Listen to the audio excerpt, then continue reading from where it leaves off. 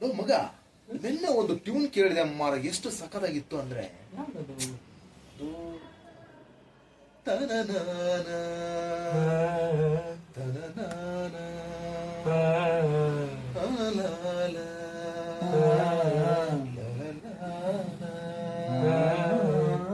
ನೋಡಿ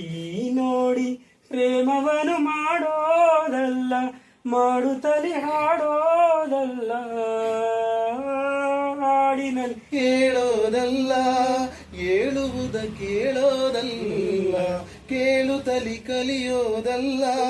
ಕಲಿತು ನೀ ಮಾಡೋದಲ್ಲ, ಮೌನವೇನೆ ಧ್ಯಾನವೇ ಪ್ರೇಮ, ಅವನಲ್ಲಿ ಇವಳಿಲ್ಲಿ ಮಾತಿಲ್ಲ, ಕಥೆಯಿಲ್ಲ,